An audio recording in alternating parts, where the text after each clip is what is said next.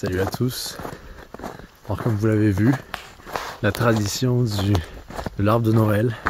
Alors j'allais commencer cette petite vidéo en prévenant tous les amoureux des arbres, un peu comme une vidéo de chasse, que certes on coupe un arbre, mais en coupant un arbre on fait place à un autre arbre. Si vous regardez bien la vidéo, vous voyez bien qu'il y a un arbre juste à côté qui serait resté tout petit toute sa vie. Et parce qu'on a élagué cet arbre-là, eh bien, on laisse place à un autre arbre. Et c'est ça souvent qu'on oublie. Alors certes, quand on veut un arbre de Noël, il faut couper un arbre.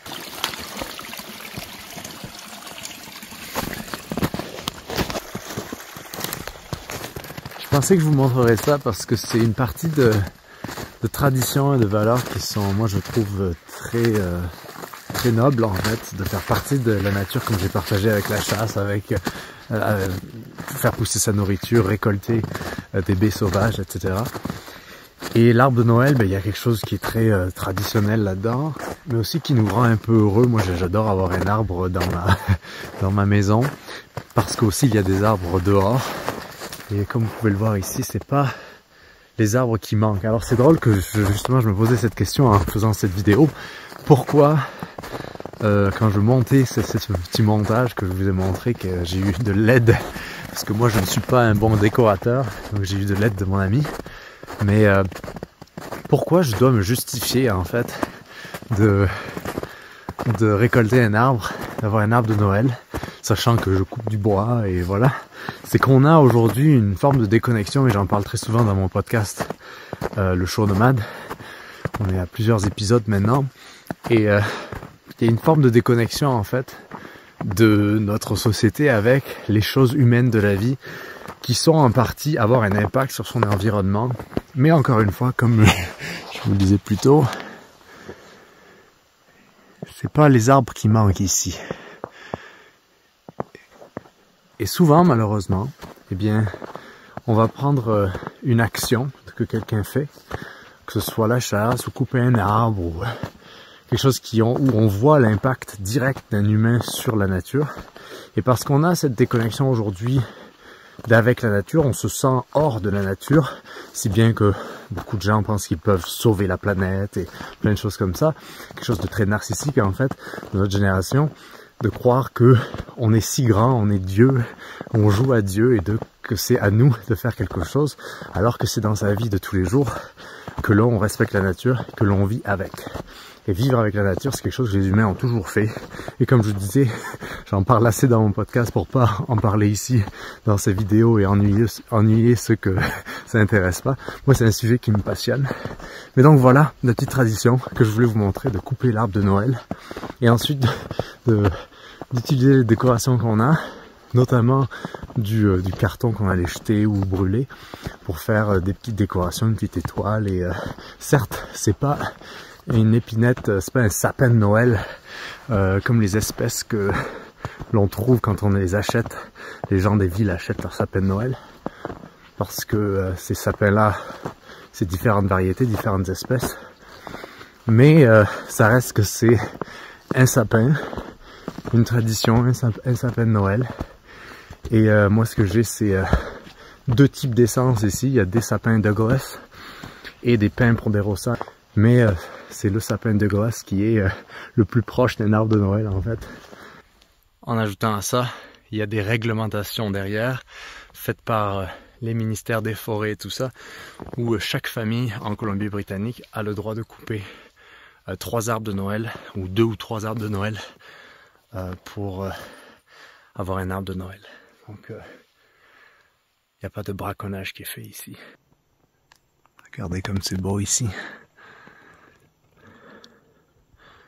Alors pour ceux qui suivent, c'est là où on a ramassé l'arnica sauvage pour faire notre crème d'arnica.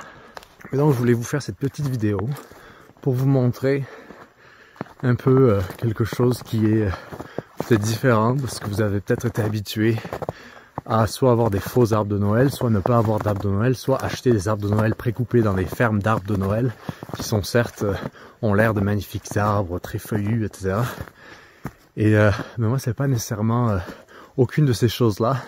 Certes je pourrais faire sans, mais il faut aussi vivre en fait. Il faut pas s'empêcher, et c'est ça le message que je voulais envoyer en cette fin d'année un peu, c'est une vidéo de fin d'année très Noël. Faut pas tomber dans une forme d'extrémisme et de fondamentalisme environnemental, dans le sens où, dépendamment de là où vous vivez, couper un arbre n'a pas le même impact. Il faut se rappeler que c'est grâce à la diversité de nos modes de vie qu'on arrive à vivre sur cette planète, et comme on l'a fait depuis, j'allais dire des millénaires, voire des décamillénaires. Je crois que moi, quand j'ai commencé à partager ma vie en van et sur le minimalisme, beaucoup de gens n'avaient pas compris que c'est une simplicité qui est volontaire, une sobriété plus qu'une simplicité. Mais ce n'est pas une course à la consommation ou à l'anti-consommation, parce que moi, ces deux manières de voir la vie, je les vois également néfastes pour différentes personnes, de différentes manières. Mais croire que on peut rien consommer, qu'il faut rien, que personne ne meure, qu'il faut que rien ne bouge, et que il faut littéralement disparaître en tant qu'humain pour sauver la planète, c'est aussi néfaste que le côté très nihiliste de toute façon on va tous mourir, donc tant qu'à faire, raser la forêt, c'est pas pour nous, on peut tout consommer, et vraiment être de l'autre côté de la balance, à faire avoir ce genre de comportement. C'est vraiment ça que moi j'essayais de partager tout au long de mes documentations, et que je vais continuer à faire, c'est trouver son équilibre, trouver vraiment qu'est-ce qui fonctionne pour nous dans cet instant T, et qu'est-ce qui est en phase avec nos valeurs, et quelles sont nos valeurs. Est-ce que nos valeurs c'est de détruire tout le monde? Est-ce que nos valeurs c'est d'avoir honte de qui on est? Vouloir ne plus être humain, c'est assez bizarre à mes yeux. C'est pour ça que ici j'essaie de partager une forme de reconnexion à des choses qui sont assez éternelles. La réponse à pas à tout, mais à beaucoup de nos questionnements. On voit aujourd'hui une grande remise en question de toute notre société, de toute notre civilisation, si bien que notre monde est tellement divisé, notre monde est tellement... tout le monde se sent aliéné, tout le monde est une victime, etc. La réponse à ça, elle se trouve dans une forme de vérité, en fait, qui est que les peuples semi-nomades sont ceux qui ont survécu et qui sont passés à travers tous les cataclysmes, qu'ils soient des cataclysmes environnementaux, qu'ils soient des cataclysmes civilisationnels, des effondrements civilisationnels.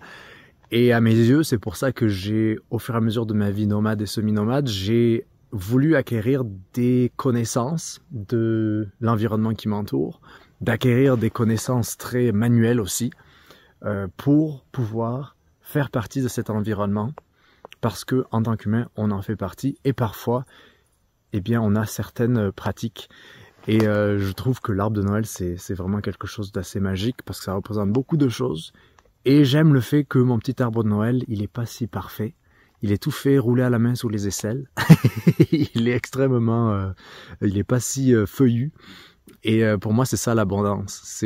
J'aime beaucoup plus l'expérience d'avoir chassé mon propre arbre de Noël, d'avoir regardé un peu partout lequel pourrait être le plus parfait pour ce Noël-là.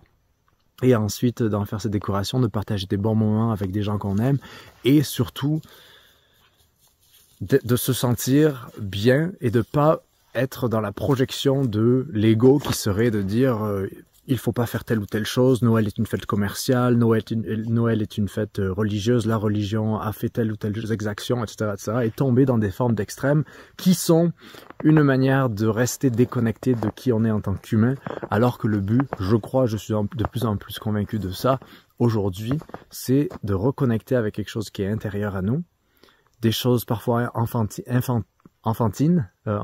c'est ça le mot, des choses qui nous ramènent à l'enfance, des choses qui nous ramènent à... Parce que l'humain est un grand enfant, de juste faire des choses simples, du temps qu'on honore ces choses-là et qu'on les fait pour les bonnes raisons.